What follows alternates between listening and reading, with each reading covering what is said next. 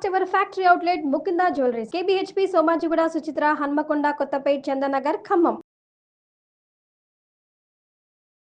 నమస్కారం.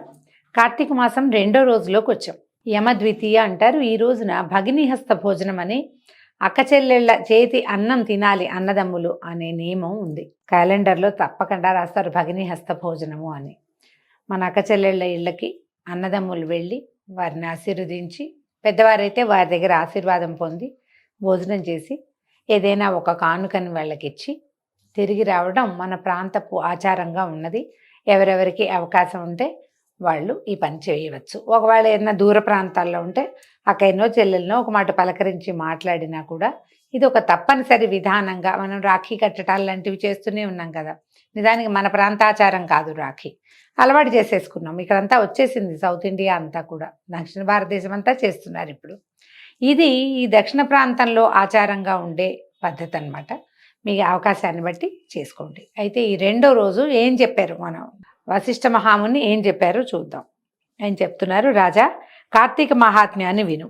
వినినంతనే మనోవాకాయముల వల్ల చేయబడిన పాపమంతా నశిస్తుంది. అంటే మనం మాటలతోటి కానీ క్రియతోటి ఏదైనా పనుల వల్ల కానీ, లేదా మన మనసులోనే ఏదైనా పాప బుద్ధి, చెడు తలంపులు, చెడు ఆలోచన, ఏదైనా చేసేద్దామనిపించే ధోరణి అలాంటిది ఉన్నా కూడా వాటి వల్ల చేసిన పాపాలన్నీ కూడా కార్తీక మాస మహాత్మ్యాన్ని వింటే పోతాయట. కార్తీక మాసం ముందు శివప్రీతిగా సోమవార వ్రతమాచరించే వాళ్ళు కైలాసవాసిగా అవుతాడు. ఈ కార్తీకంలో సోమవారమున స్నానం కానీ దానం కానీ జపం కానీ చేసిన ఎడల ఆ 1000 అశ్వమేధ యాగాల ఫలితాన్ని పొందుతారు. ఇందులో ఎలాంటి సందేహము లేదు. కార్తీక మాసమందు 1 ఉపవాసము, 2 ఏకభుక్తము, 3 రాత్రి భోజనము, 4 అయాచిత భోజనము, 5 స్నానము, 6 తిలదానము, ఈ 6 ఉపవాస సమానాలుగా అవుతాయని చెప్పబడింది. శక్తి గలవాడు పూర్తి ఉపవాసం చేయవలను. అందుకు శక్తి లేని వాళ్ళు రాత్రి భోజన నియమాన్ని చేయాలి. అందుకు శక్తి లేని వాళ్ళు ఛాయానక్తం అంటే ఏమిటి? ఛాయానక్తము సూర్యకాంతి కొంచెం తగ్గాక, అంటే మధ్యాహ్నం అయిన తర్వాత తన కొలతతో రెట్టింపు కొలతకి నీడ తగని, మనం నిలబడితే మన నీడ డబల్ పడాలన్నమాట.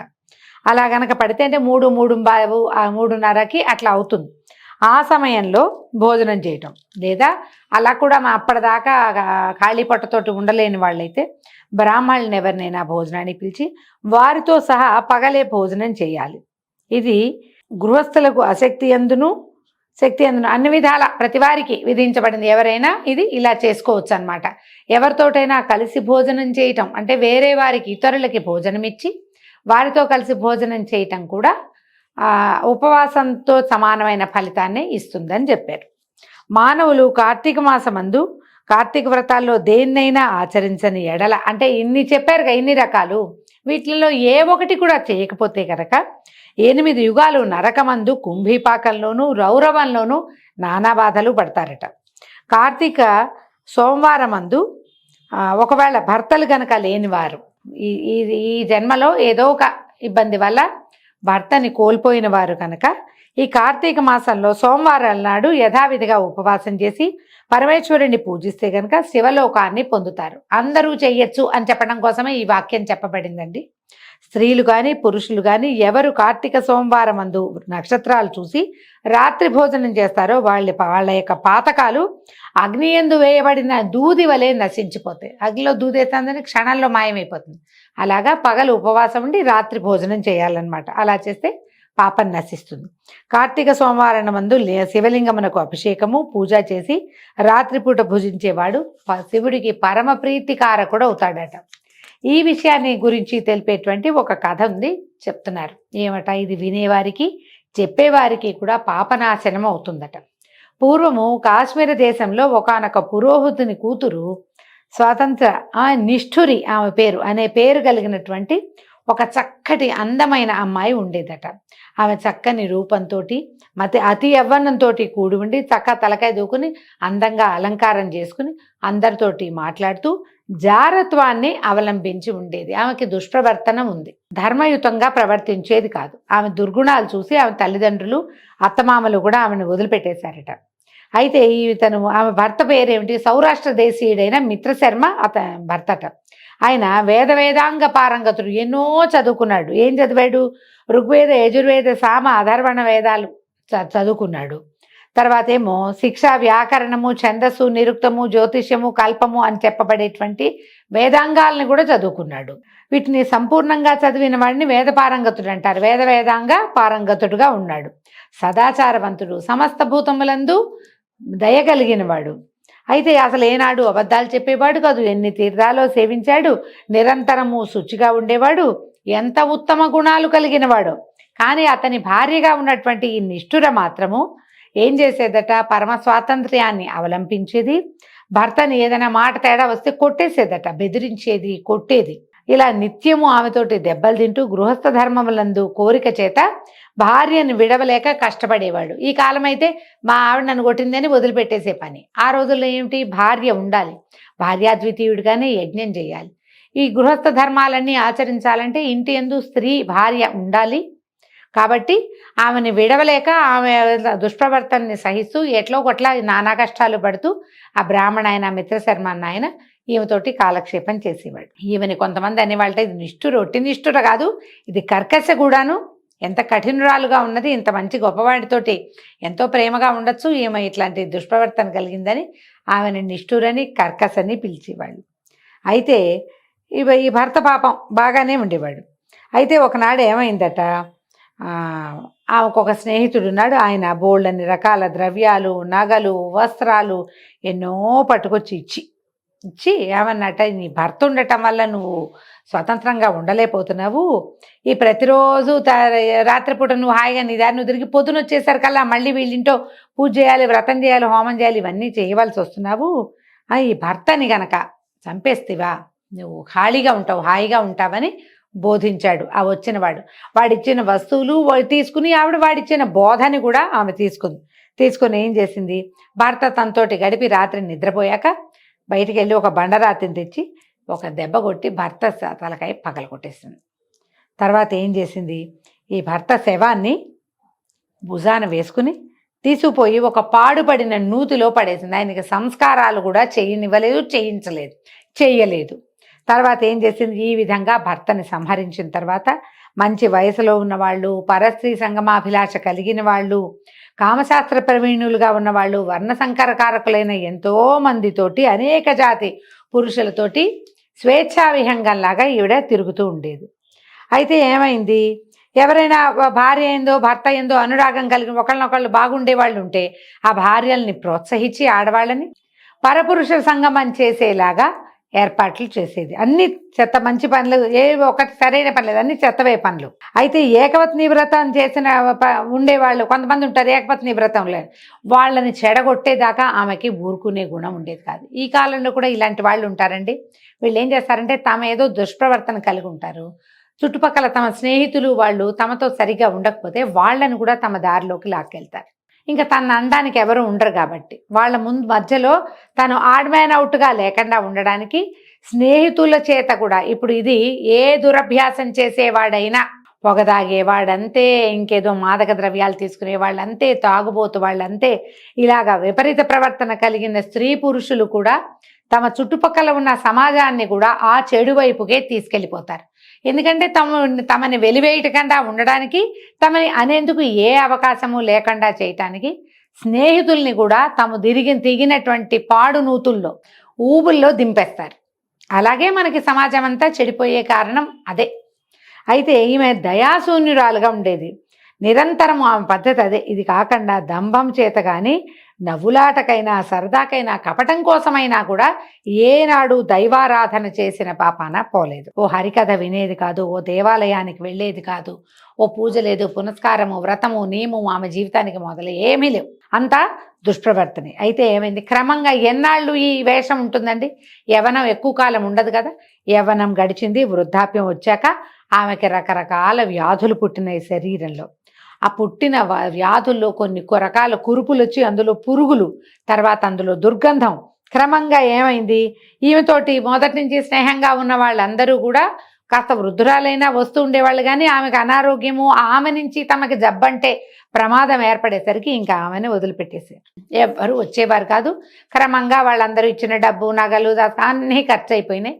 ఈ వ్యాధులతో తీసుకుని ఆ వ్రణాలతోటే ఆమె మరణించిందట. తర్వాత భయంకరులైన యమదూతలు వచ్చి ఈ కర్కశని పాశాలతో కట్టి యముడి వద్దకు తీసుకుపోయి ఆ యముడికి అప్పచెప్పాడు. ఆ యముడు ఈవెన్ చూసేసరికల్లా కళ్ళెర్ర చేసేట కోపంతో దీనికి భయంకరమైన ముళ్ళతో కూడినటువంటి ఇనుముతో తయారు చేయబడిన స్తంభాన్ని కాల్చి అది మండుతూ ఉండగా ఈమెతోటి ఆలింగనం చేయించండి, ఈవెన్ దాని మీదకు దొయ్యాలి, అది ఆమె కావలించుకోవాల్సిందే ఆ స్తంభాన్ని.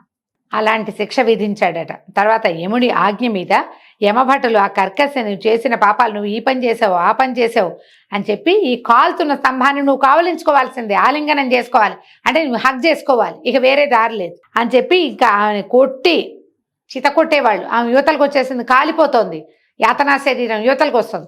రాగానే యమభటులు ఆమెను గదలతోటి ఆ ఇనప స్తంభం మీదకి తోసేసేవాళ్ళు. తర్వాత ఏం చేశారు, అక్కడి నుంచి తీసుకుపోయి కుంభిపాక నరకంలో పడేశారు, మరుగుతున్న నూనెల్లో పడేశారు. ఆమెను ఎన్ని విధాలో బాధ పెట్టారు. 2 పాదాలు పట్టుకుని రాతి మీద కొట్టేవాళ్ళు ఆమెని. సీసాన్ని కాచి, సీసా అంటే అది అట్లా ఒక రకమైన లోహం, దాన్ని సీసం కాచి 2 చెవుల్లోనూ పోస్తారట. ఎన్ని రకాల శిక్షలు విధించారో. చివరికి ఏం చేశారు, శివుడి యముడి ఆజ్ఞ మీద, చిత్రగుప్తుని అనుజ్ఞ మీద యమకింకర్లు ఆమెని అనేక రకాలైనటువంటి నరక బాధలకి గురి చేశారు. ఇట్లా ఈవిడ ఈ అమ్మాయి కర్కశ అదొక్కతే కాదట, తన పితృపితామహులతోనూ తన బాంధవులతోనూ తనకి పూర్వము 10 మంది, పరము 10 మంది, మొత్తం 20 తరాలతోటి, తనతో కూడా 21 తరాల వారితోటి ఘోరాలైన ఈ నరకంలో మహాబాధలు పొందాక భూమి మీద పుట్టింది. ఇప్పుడు చూడండి, ఈ పాపం చేసిన వాళ్ళకి వాడి యొక్క యాతనా శరీరానికే బాధ కాదు, ఇట్లాంటి దౌర్భాగ్యమైన పనులు చేసిన వాళ్ళ ముందు తరాల వాళ్ళు కూడా ఈ శిక్షలు పొందాలి. వీళ్ళ తర్వాత వాళ్ళ వంశంలో పుట్టిన వాళ్ళు కూడా అదే శిక్షను పొందవలసి వస్తారు. అందుకని తప్పులు చేయకూడదని చెప్తారు. తర్వాత ఏమైంది, భూమి మీద పుట్టింది. ఈ పుట్టిన తర్వాత ఇది ఎట్లా పుట్టిందట, 15 సార్లు కుక్కగా జన్మించింది. అందులో 15వ జన్మల్లో ఏమైందట, కళింగ దేశంలోని ఒక బ్రాహ్మణుని వాకిట్లో కుక్కగా పుట్టి ఇంటింటికి తిరుగుతూ ఉండేదట. ఓ జనక రాజర్షి విను. ఇలా ఉండగా ఒకనాడు ఆ బ్రాహ్మణుడు కార్తీక మాసమందు సోమవారం పగలంతా ఉపవాసం చేసి ఇంట్లో శివలింగాభిషేకము పూజాదులు చేసి నక్షత్ర మండలాన్ని చూసి ఇంటికి వెళ్ళి దేవనివేదన చేసి బలిదానం కోసము బయటికి వచ్చి భూమి మీద బలిని ఉంచాడు. బలిదానం అంటే ఏం చేసేవాళ్ళు, ఇంట్లో వండిన వంటలో కొంత భాగాన్ని తీసుకెళ్ళి దారిలో ఉంచటం అనేది ఒక విధానం ఉండేది. పశుపక్షాదుల కోసమే ఉంచేవాళ్ళు. తీసుకెళ్ళి ఈయన ఏం చేశాడు, దారిలోకి వెళ్ళి రోడ్డు మీదకి వెళ్ళి ఒక బలి అన్నాన్ని అక్కడ వదిలిపెట్టాడు. వదిలిపెట్టి ఏం చేశాడు, పెంచాక కాళ్ళు కడుక్కుని ఆచమనం చేసి ఇంట్లోకి వెళ్తుంటే ఈ కుక్క ఉంది కదా, ఈ కర్కశ 15 సార్లు పుట్టింది. ఈ 15వసారి పుట్టినప్పుడు ఈ చుట్టుపక్కలే ఉంది. అది ఏం చేసిందట, పగలంతా ఆహారం లేదు దానికి. సోమవారం నాడు డే అంతా, పగటిపూట అంతా కూడా ఉపవాసం ఉంది. కృషించిపోయి ఉందిట, బక్కచిక్కిపోయింది. కార్తీక సోమవారం నాటి సాయంకాలమున ప్రదోష సమయంలో ఆ బలి అన్నాన్ని భుజించిందట. ఎప్పుడైతే ఈ బలిభోజనం తినేసరికి ఈ కుక్కకి పూర్వజన్మ స్మృతి కలిగింది. ఇది దైవ నివేదన చేయబడినటువంటి అన్నం. పైగా ఆ రోజంతా ఉపవాసం ఉండి రాత్రిపూట ఇల్లు వాకిళ్ళు తిరుగుతూ ఆకాశాన్ని చూసే ఉంటుంది. నక్షత్ర దర్శనం అయిన తర్వాత భోజనం చేసింది కుక్క. దానికి పూర్వజన్మ స్మృతి కలిగింది. తను ముందు జన్మలో ఏం చేశానో, తన యాతనా శరీరం ఎన్ని బాధలు పడిందో, తను ఎన్నిసార్లు కుక్కగా జన్మించిందో మొత్తం లైన్ అంతా, ఆ వరసంతా ఆమెకి కనపడేసరికల్లా గట్టిగా ఎరుస్తూ చెప్పిందట ఇట్లా, ఓ బ్రాహ్మణోత్తమ నన్ను రక్షించు అన్నది. అనేసరికల్లా ఆశ్చర్యపోయాడు బ్రాహ్మణుడు. ఆయన గుమ్మ లోపలికి వెళ్తున్నాడు, గబగబా బయటకు వచ్చాడు. ఈ తర్వాత అడిగాడు, ఓ శునకమా, మా ఇంట్లో ఏం చేసావు, నువ్వెందుకు రక్షించమని అడుగుతున్నావంటే ఆ కుక్క ఇట్లా చెప్పిందట, ఓ బ్రాహ్మణోత్తమ విను, నేను పూర్వజన్మలో ఒక బ్రాహ్మణ స్త్రీని, అనేక పాపాలు చేశాను, కులటని వర్ణసంకరం చేశాను, అన్య పురుషులతోటి గడిపి నా భర్తని స్వయంగా సంహరించాను, అనేక పాపాలు చేయటం వల్ల చచ్చి యమలోకానికి వెళ్ళి ఎన్నో బాధలు పడి ఇప్పటికి 15 సార్లు కుక్కగా జన్మించాను. ఇప్పుడు నాకు నా జాతి స్మరణ కలిగింది. నేను ఇన్ని మాటలు పుట్టానని, ఇంతకుముందు చచ్చిపోయానని, అంతకుముందు మనిషిగా పుట్టి చచ్చిపోయానని, ఆ చనిపోకముందు నేను ఈ పాపకర్మాలన్నీ చేశానని, నా యాతనా శరీరం ఏం బాధపడిందో అదంతా నాకు తెలిసిపోయింది. ఆ దుఃఖాన్ని నేను సహించలేకపోతున్నా. మనం చేసిన పాపం గుర్తొస్తే దుఃఖమే, ఎందుకు చేశానా అనిపిస్తుంది. అసలు నాకు గుర్తెందుకు వచ్చిందో నాకు అర్థం కావటం లేదు. నాకు ఈ జాతి స్మరణ ఎలా కలిగిందో చెప్పు, నన్ను ఇందులోంచి రక్షించు. ఈ కనపడుతున్న నా జాతిని, ఆ కనపడుతున్న ఆ వరసని నేను సహించలేకపోతున్నానని పరిపరి విధాలుగా మురిగి ఏడ్చిందట. అప్పుడు ఈ బ్రాహ్మణోత్తముడు ఈ మాట విని తన జ్ఞాన దృష్టితో చూసి తెలుసుకుని ఇట్లా చెప్పాడట. ఓ కుక్క, ఓ శునకమా, ఈ కార్తీక సోమవారం నాడు ప్రదోష సమయం వరకు భుజించకుండా ఉండి ఇప్పుడు నేను పెట్టినటువంటి ఈ బలిని భక్షించావు కాబట్టి నీకు జాతి స్మృతి కలిగింది అన్నప్పుడు ఈ కుక్క మళ్ళీ బ్రాహ్మణోత్తముడిని అడిగింది, ఎట్లా నాకు ఈ జీవితం నుంచి విముక్తి లభిస్తుందో చెప్పు అంటే, అప్పుడు ఆయన ఏం చేశాడట, ఈ బ్రాహ్మణుడు పరోపకార బుద్ధితోటి కార్తీక సోమవారాల యందు తాను చేసిన పుణ్యంలో ఒక్క సోమవార వ్రత పుణ్యాన్ని ఈ కుక్క పేరు చెప్పి దానికి దానం చేశాడు, ధారపోసాడట. ఎప్పుడైతే ఈ సోమవార పుణ్యం తనకి లభించిందో ఈ కుక్క తన శరీరాన్ని విడిచి ప్రకాశిస్తున్నటువంటి అద్భుతమైన దైవ శరీరం కలదై ప్రకాశించేటి వస్త్రాలు, మాల్యాలు అంటే దండలు, పువ్వుల దండలు ధరించి ఆభరణాలంకృతయే తన పితరులతో కూడా కైలాసాన్ని పోయింది. కుక్కకు ఒకదానికే మోక్షం రాల, ఆమె వల్ల యాతనా శరీరంతో యమబాధలు పడుతున్నటువంటి ఆమె పితరులు, ఆమె 10 ముందు తరాలు 10 తర్వాత తరాల వారు కూడా ఆ విమానం ఎక్కి కైలాసానికి వెళ్ళిపోయి అక్కడ పార్వతీదేవి శివునితో కూడా ఎంత ఆనందిస్తుందో ఈ కర్కశ కూడా అంత ఆనందాన్ని పొందిదట. కాబట్టి కార్తీక మాసమందు సోమవార వ్రతము ఆచరింపతగినది. ఎవడు కార్తీక సోమవార వ్రతాన్ని చేస్తాడో వాడి మోక్షం వాడి చేతిలో ఉన్నట్టేనట. కాబట్టి ఓ జనక మహారాజా, పుణ్యప్రదమైన కార్తీక వ్రతాన్ని నీవు ఆచరించమని వశిష్ఠ మహాముని రాజర్షికి బోధించారు. దీంతో 2వ రోజు పారాయణ పూర్తి చేసుకున్నామండి. రేపు ఉదయం 3వ రోజు పారాయణలో కలుసుకుందాము. నమస్కారం.